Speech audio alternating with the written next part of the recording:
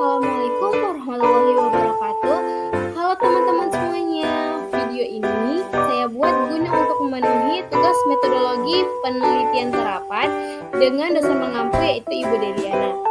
Pada kesempatan ini, saya akan menjelaskan tentang materi proposal saya, yaitu tentang pengaruh Corporate Social Responsibility atau CSR dan profitabilitas terhadap nilai perusahaan yang terdaftar di Bursa Efek Indonesia. Perkenalkan, nama saya Elvi Anissa Putri Lubis dengan NIM 200515104 dari kelas AKP 6. Sekarang, saya sudah semester 6 dan menjalankan perkuliahan di Politeknik Negeri Medan. Adapun 3 topik yang akan saya bahas di sini, yaitu pertama tentang latar belakang, yang kedua tinjauan pustaka, dan terakhir metodologi penelitian.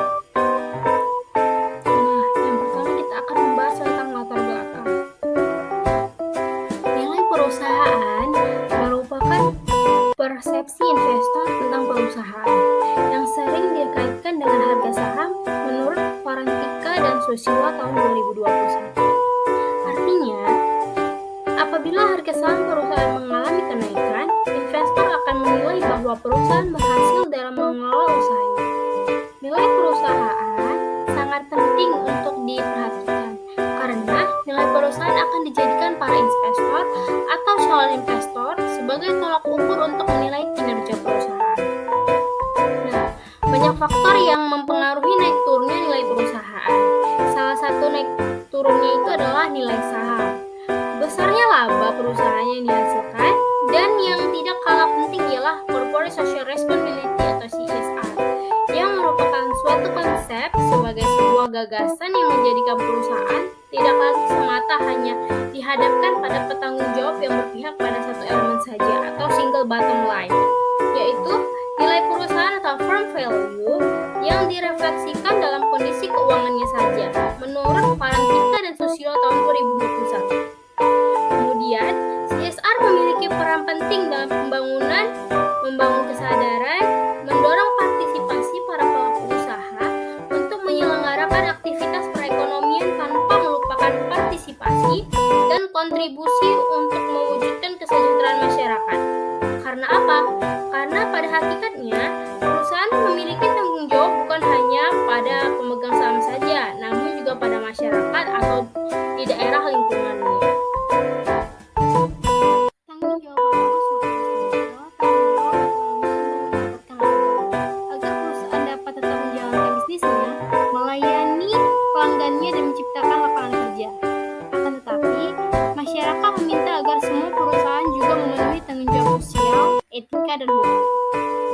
Sebenarnya, banyak perusahaan yang sadar bahwa perilaku sesuai etika dan bertindak sebagai warga koperasi yang baik akan mendatangkan banyak manfaat untuk kelangsungan bahkan pertumbuhan perusahaan dalam waktu jangka panjang.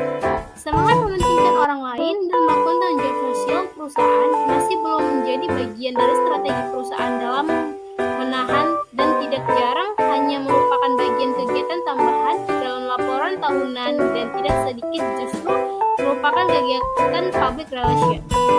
Hal ini karena perusahaan pada hakikatnya tetap mengejar tujuan dasarnya, yaitu mengumpulkan profit atau laba dan meningkatkan nilai sahamnya, terutama bagi perusahaan yang sudah mencatatkan sahamnya di Bursa Efek Indonesia.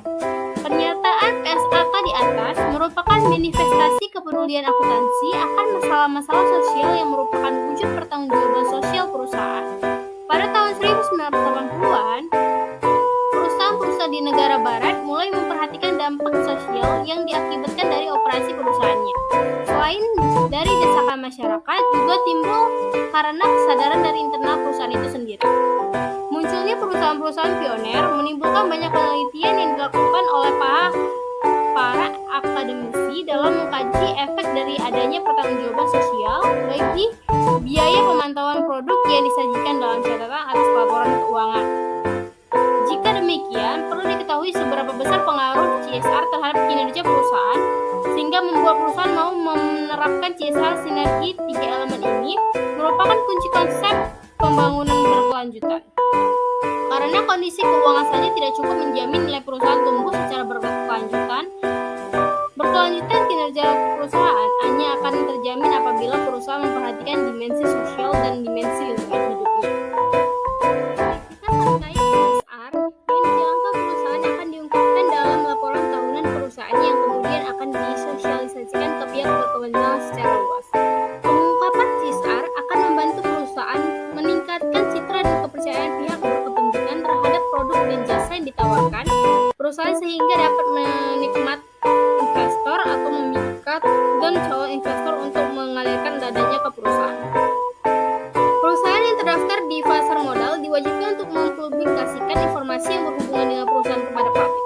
Fenomena pada saat ini, informasi yang dihasilkan tidak hanya dari laporan keuangan saja, tetapi juga tambahan informasi lainnya sebagai bahan pertimbangan dalam mengambil keputusan, seperti laporan tanggung jawab sosial atau Corporate Social Responsibility atau CSR. Sejak revolusi industri abad ke-18, peran kapital yang terlalu mendominasi telah menyebabkan terjadi eksploitasi sumber-sumber alam serta masyarakat sosial tanpa batas untuk kemajuan perusahaan. Sebagai dampak kerusakan lingkungan merupakan dampak negatif yang harus diderita oleh masyarakat. Akuntansi yang memegang peranan penting sebagai alat pertanggungjawaban dan alat pengendali terhadap aktivitas setiap unit usaha dituding sebagai salah satu penyebab kerusakan ini. Hal ini disebabkan oleh akuntansi selama ini yang hanya berpihak pada stakeholder saja. Sebagai bagian dari arsitektur keuangan Indonesia, perkembangan sektor asuransi menunjukkan perkembangan yang sangat besar. Berbagai perusahaan yang bergerak di bidang asuransi, mulai dari kerugian sampai jiwa, semakin banyak.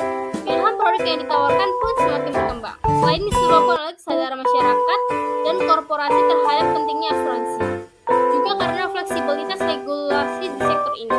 Harley dan Anzim juga mengupakan bahwa perusahaan asuransi memang pada dasarnya memiliki konsep memberi, yaitu dengan memberikan jasa pelayanan publik bagi konsultan keuangan maupun pemberi jasa asuransi.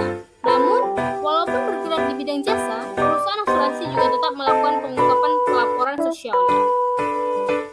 Pelaporan CSR dilakukan oleh berbagai perusahaan yang melakukan kegiatan CSR sebagai bukti juga informasi bila perusahaan tersebut benar-benar melakukan sesuatu dalam rangka peduli dan ikut berperan sebagai atau serta dalam kegiatan yang bertujuan meningkatkan dampak positif dan pada komunitas sosial. Tidak terkecuali salah satunya yaitu perusahaan yang bergerak di bidang keuangan seperti perbankan dan perusahaan asuransi.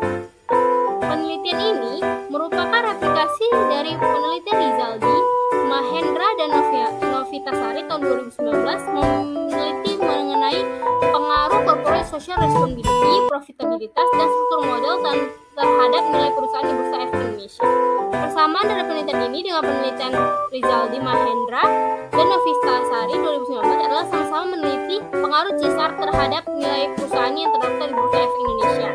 Perbedaan penelitian ini adalah satu, sampel yang digunakan oleh penelitian sebelumnya ada 22 perusahaan sektor industri barang konsumsi yang terdaftar di Bursa Efek Indonesia pada tahun 2015 sampai 2017. Dalam penelitian ini, sampel yang digunakan adalah perusahaan jasa subsektor asuransi di Bursa Efek Indonesia sampai tahun 2023 yang berjumlah 16 perusahaan.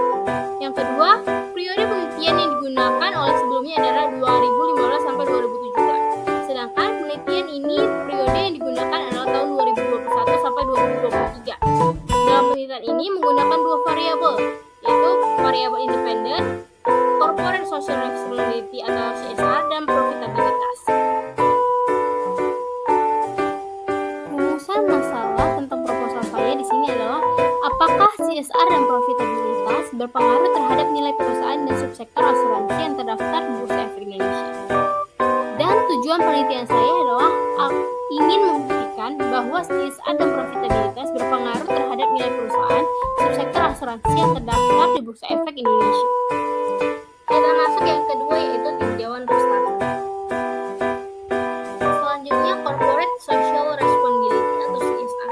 Tanggung jawab sosial atau Corporate Social Responsibility didefinisikan sebagai komitmen bisnis untuk memberikan kontribusi dalam pembangunan ekonomi secara berkelanjutan melalui kerjasama dengan para karyawan, komunitas setempat, serta masyarakat umum untuk meningkatkan kualitas kehidupan dengan cara yang bermanfaat bagi bisnis sendiri maupun pembangunan.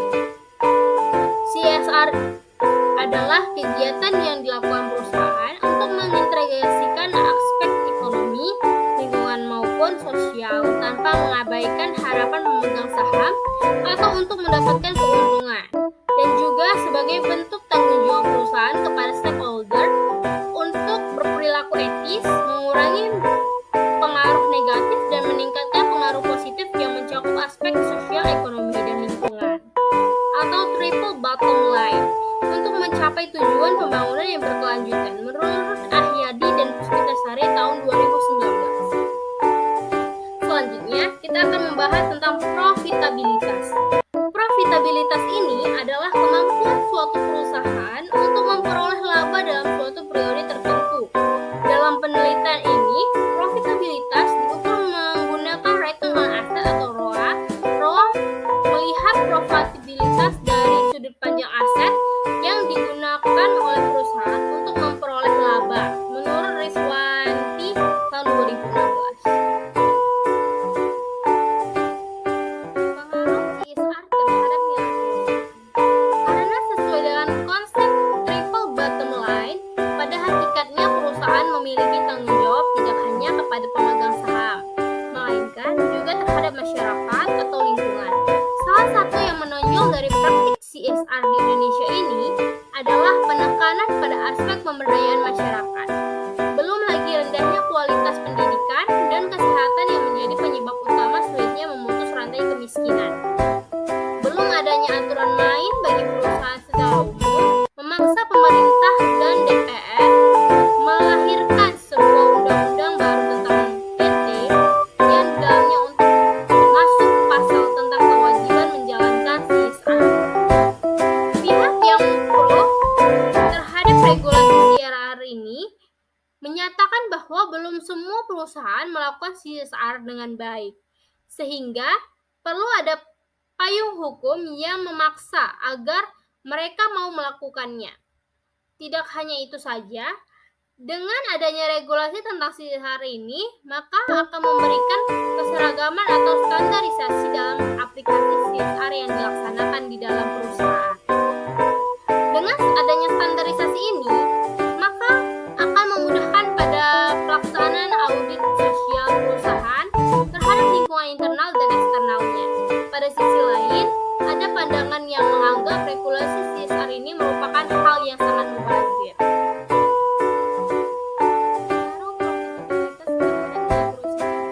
Tujuan utama perusahaan adalah memaksimalkan keuntungan atau kekayaan, terutama bagi para pemegang sahamnya, terwujud berupa upaya peningkatan atau memaksimalkan nilai pasar atas harga saham perusahaan yang bersangkutan. Tujuan ini bersifat garis besar, karena pada praktiknya, tujuan itu senantiasa dipengaruhi oleh keputusan-keputusan di bidang keuangan. Profitabilitas digunakan untuk melakukan efektivitas manajemen secara keseluruhan yang ditujukan oleh besar kecilnya tingkat keuntungan atau laba yang diperoleh dalam hubungannya dengan penjual maupun investasi. Ukuran perusahaan yang semakin tinggi akan berkaitan erat dengan kebutuhan pendanaan yang akan diterapkan oleh perusahaan guna mengoptimalkan nilai perusahaan. Rianto berpendapat bahwa perusahaan yang besar dengan sembaran saham perusahaan yang besar pula akan memiliki dampak yang kecil terhadap hilangnya kontrol dari pihak dominan terhadap perusahaan. Jadi, perusahaan yang berukuran besar cenderung lebih berani untuk mengeluarkan saham baru guna memenuhi kebutuhan perusahaan ketimbang perusahaan yang kecil. Berdasarkan pengembangan hipotesis dan telaah penelitian sebelumnya, maka dapat digambarkan kerangka konseptual dalam penelitian seperti pada gambar 1 atau gambar di bawah ini, yaitu Corporate Social Responsibility atau CSR dan profitabilitas merupakan variabel X yang mempengaruhi nilai perusahaan atau variabel Y.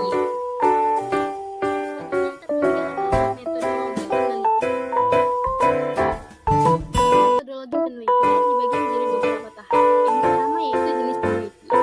Penelitian ini merupakan penelitian kuantitatif, yaitu kegiatan penelitian dalam usaha pencapaian kesimpulan atas hipotesis yang diajukan dengan menggunakan analisis data-data kuantitatif. Apa sih data-data kuantitatif itu? Data kuantitatif merupakan data-data yang disajikan dalam bentuk angka-angka. Yang kedua, populasi dan sampel. Populasi dalam penelitian ini ada 16 perusahaan asuransi yang terdaftar di Bursa Efek Indonesia sampai dengan tahun 2023. Metode penelitian sampel yang digunakan dalam penelitian ini adalah metode sampel jenuh. Sampel jenuh adalah teknik penentuan sampel di mana semua anggota populasi digunakan sebagai sampel. Yang ketiga yaitu metode pengumpulan data. Sesuai dengan jenis data yang diperlukan, yaitu data sekunder. Maka, metode pengumpulan data dalam penelitian ini adalah dengan menggunakan metode studi kepustakaan dan studi observasi.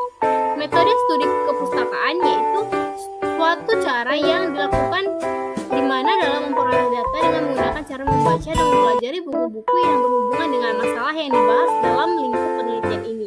Sedangkan metode studi observasi yaitu suatu cara memperoleh data dengan menggunakan dokumentasi yang berdasarkan pada laporan keuangan yang telah dipublikasikan di Bursa Efek Indonesia. Dalam penelitian ini, populasi yang digunakan adalah perusahaan jasa subsektor asuransi di Bursa Efek Indonesia sampai tahun 2023 yang berjumlah 16 perusahaan. Sedangkan sampel penelitian ini 16 perusahaan dengan total 32 sampel atau 16 kali 2 tahun yang diambil dengan teknik penarikan sampel yaitu menggunakan metode titik jenuh, teknik penentuan sampel di mana semua anggota populasi digunakan sebagai sampel. Data penelitian ini menggunakan data sekunder. Data sekunder pada penelitian ini adalah dokumen yang tertera pada laporan keuangan tahunan annual report perusahaan di asuransi di Bursa Efek Indonesia sampai tahun 2023 yang diperoleh dari situs Bursa Efek Indonesia yaitu www.idex.co.id.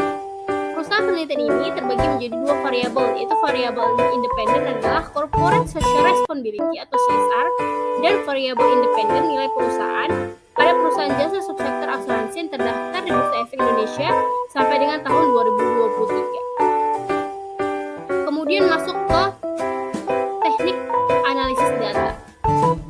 Teknik analisis yang digunakan dalam penelitian ini metode analisis statistik deskriptif.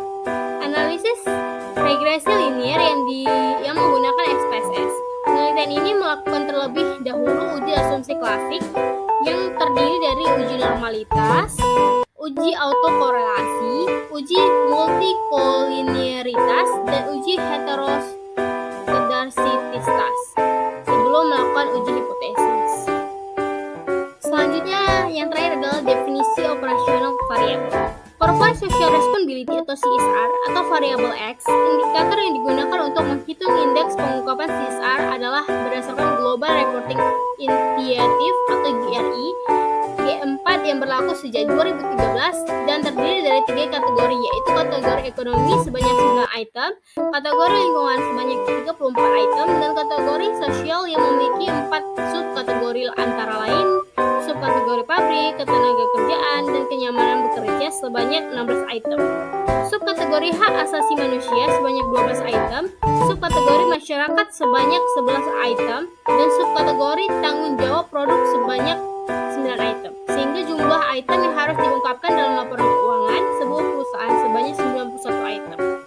Perhitungan CSRDI dilakukan dengan menggunakan pendekatan dikotomi, yaitu setiap item pengungkapan CSR dalam instrumen penelitian diberi nilai 1 jika diungkapkan dan nilai 0 jika tidak diungkapkan. Setelah skor dari setiap item dijumlahkan untuk memperoleh keseluruhan skor untuk setiap perusahaan, rumus perhitungan CSRD adalah sebagai berikut, seperti yang ada gambar.